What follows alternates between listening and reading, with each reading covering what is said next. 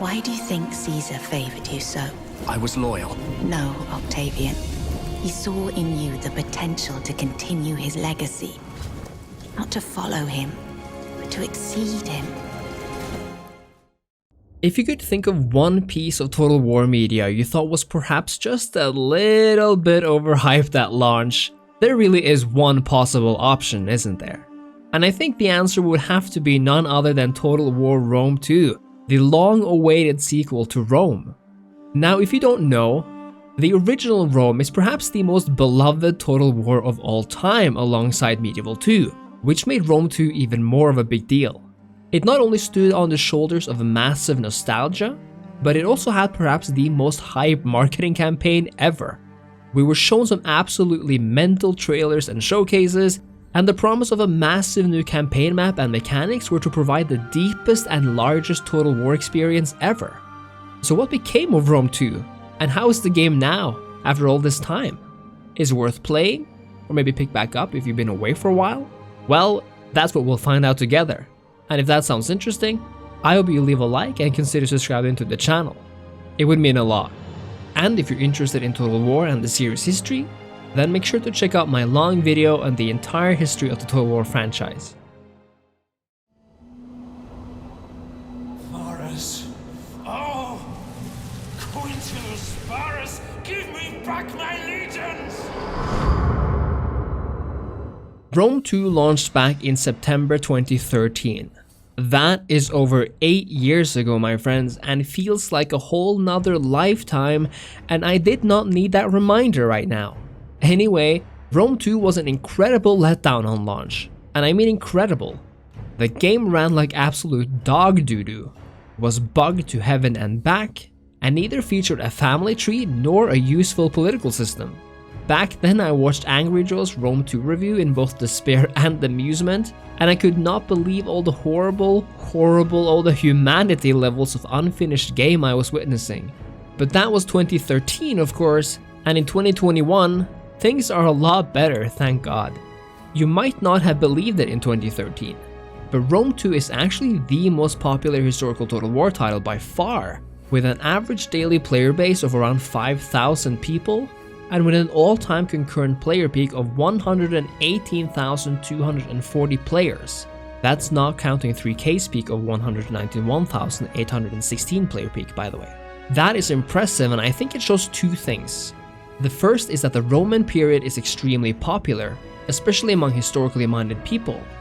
It's a diverse time period with many different cultures and empires, and it's a period favored by strategy game developers and their players. Second, I think Rome 2 has remained popular because Creative Assembly managed to turn the game around. They fixed the worst flaws, patched up most of the bugs, and even added new features, campaigns, and updates years after release. Even now it remains a gorgeous game with a grand campaign map and possibilities of truly epic battles. And you can make it all look even better with the use of some mods. And if that interests you, then I'd advise you to check out my video on how to make Rome 2 look next gen. I'll leave the link in the description. But what is Rome 2, and how does it differ from other Total War games? Let's begin with the campaign, where you'll do all your actual conquering and empire managing.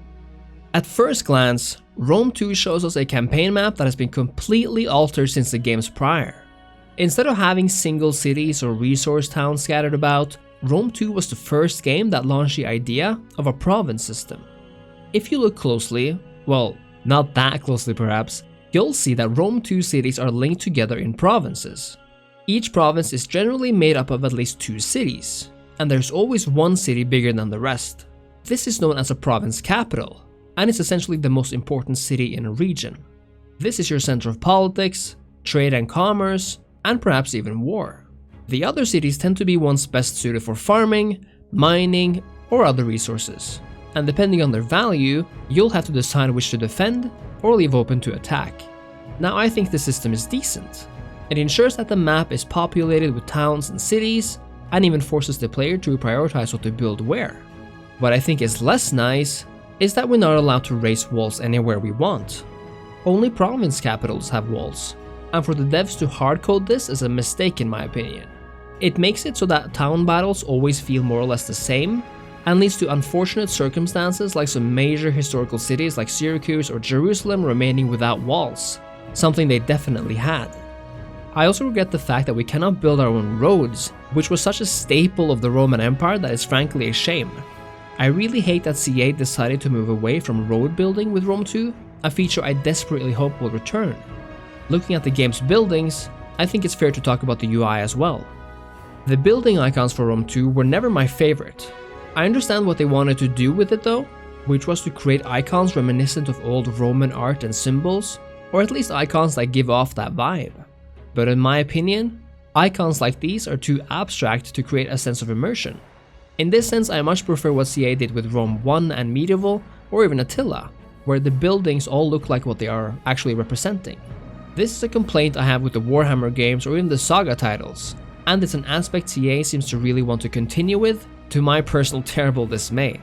Luckily, there's more to Rome 2 than just building stuff though. Underneath the hood lies an entire empire manager with a political system and a family tree.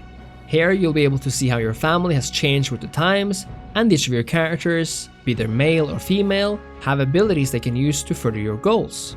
You can, for example, adopt other politicians into your family tree, have others assassinated, or go on diplomatic missions to foreign states to curry their favor. This last point was added long after release actually, and even though it's not as reliable as I would have wished, it's a really interesting and fun feature. It really makes characters so much more important, and I wish CA would focus more on diplomatic micromanaging features like this. And all of this ties into Rome 2's political system. There are several political factions present in every nation, and your family is always a part of one of them. The other factions will have inherent and alterable modifiers based on certain features tied to their political party and people in them, and they all work towards either getting you out of office or keeping you in it. Factors vary from liking you because you align with their trade policies, or because you both hate and or dislike barbarians or Greeks, for example, and even though it's a cool system, I think it could have been made even deeper and more interesting with a few more touch-ups and features here and there. This political system is ultimately here to give the player another challenge to be mindful of other than enemy empires. You see, if certain parties don't like you, family members aligned with these parties might decide to declare open civil war against you. The severity of such a war varies depending on how much you use and prop up generals belonging to these families however, but can be a real ballbuster later in the game. Remember, Total War is not a series where a ticking war score will give you all your cities back once you've won enough battles. So if a civil war breaks out and you lose a third or half of your empire, yeah, you better be ready to wage a long war of attrition to get it back. Again, I love the concept of the civil war and the political system, and I'm happy that it's there. I do wish there was more here though. More to do, more interesting events, more awesome decisions to make with bigger rewards and penalties. If you want to know more about how the political system works, then make sure to check out Happy Compy Total War's recent video on the subject. I guarantee you'll learn something valuable. We've already touched upon it a little bit, but let's return to the campaign map. Rome 2's campaign map has always stunned me with its beauty. In terms of visual fidelity and size, the map is something of a revolution in Total War terms.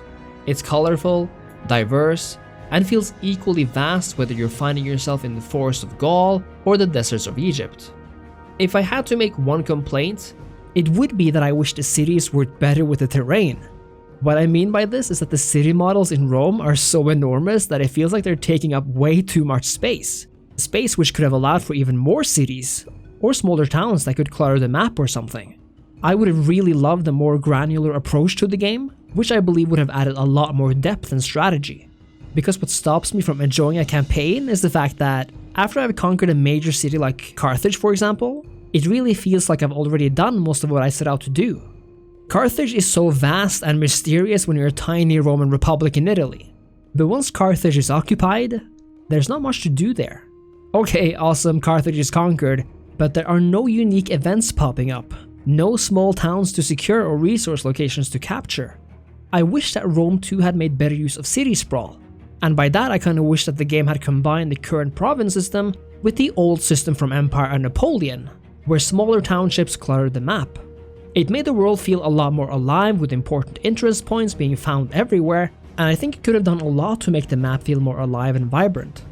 It is also kind of lame that we can't change our capital manually anymore. Then there's diplomacy, and I think I speak for most people when I say it's bottom tier. As in, maybe the worst diplomacy in any Total War game. A flapping tongue that speaks without wisdom is not welcome. Be like a spear and have a point. Ha ha! And I say this because, well, the AI is really weird sometimes. Especially in the beginning of the game, trade rights are extremely hard to come by. Often, factions you're decimating in wars will not submit to vassalization or other peace treaties, but perhaps what's worse is the fact that diplomacy as a concept only goes shallow deep.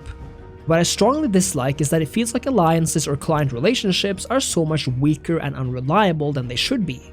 Even when you vassalize the nation, they can still just declare themselves independent if they refuse to join a war with another faction. Instead, the system should be that the faction can only decide to go to war with their overlord, but only after a certain number of turns after a peace treaty expires or something.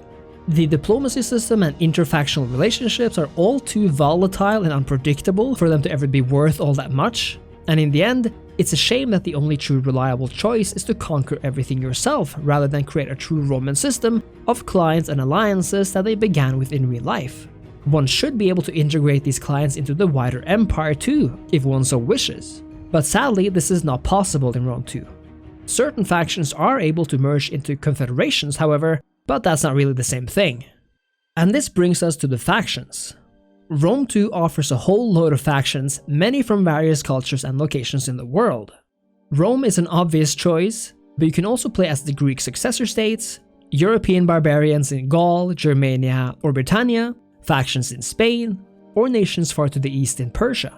The faction diversity is astounding, and even though we don't really have many unique faction mechanics like we do in Troy for example, the faction design, geographical locations, and most importantly, the units really makes them feel distinctive and fun to alternate between.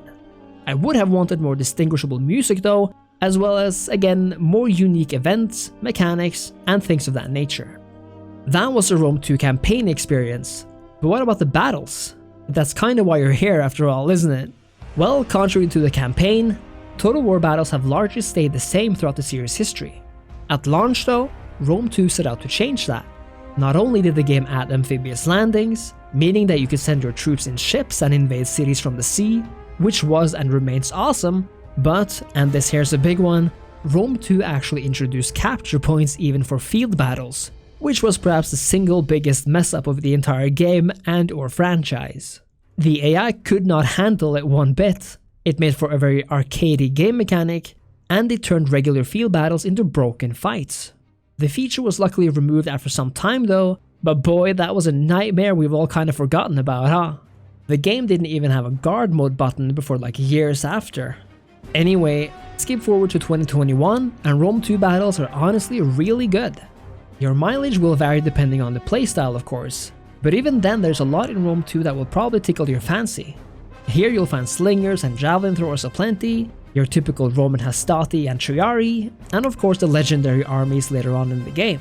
The Greeks offer their hoplites and cataphracts, and some even roll with chariots. A ton of other factions have their own units to send out, all with their own strengths and weaknesses whether you're in Northern Europe or North Africa. What I love about Rome 2, and what I wish it did more of, is that sense of early discovery and mystery. It's the ancient era after all, and it will likely take you a while before you meet these empires far away. But once you do, you'll encounter vastly different army compositions, and you'll have to learn how to tackle them as you go. Carthage might be fairly ordinary, but all of a sudden come the elephants. The Greeks will show you their pointed spears, the likes of which you've never seen, and further north and east, highly mobile cavalry and archer armies await you. The unit diversity is perhaps Rome 2's greatest accomplishment, and after all these years, I think the battles work really well too. They don't really last too short or too long either, and I don't feel like they'll bog down unless you're playing on higher difficulties. If there's one thing I feel is lacking in Rome 2 battles, it's a soundtrack that really elevates the experience. Rome 1 had some of the most memorable music in the series, while I can barely remember one track from Rome 2. That's a big shame, especially when the campaign music is so much better than the battle soundtrack. Further, I wish more emphasis was put into sieges. Making it more difficult to siege walled cities is always a plus in my book, and I wish the game would just do away with tortures altogether. Perhaps adding events to sieges could be a cool thing to add as well, adding palisades for smaller cities, and features that would make the mechanic more fun to engage in. And that was a Rome 2 main game. Honestly, right now, Rome 2 is a really good game. It's improved and fixed most of the bad stuff over the years, and added features the community was howling out for, like the family tree system. But the game has also received a massive amount of DLC and several expansion packs, some of which are really good. The Caesar in Gaul expansion lets you play as Caesar as he walks around in Gaul, not knowing where he is until he stumbles upon a sign that says Gaul. The Hannibal at the Gates expansion, which is perhaps my favorite, expands the southern European map to a massive, small-scale version of the Grand Campaign map and pits Rome and its allies against Carthage and its allies. We have the Augustus expansion, the Wrath of Sparta DLC, the Rise of the Republic campaign, which lets us lead Rome in its infancy, and my second favorite expansion campaign, Empire Divided, which moves us all the way to the crisis of the 3rd century and forces us to lead Rome as Aurelian against the pretender empires.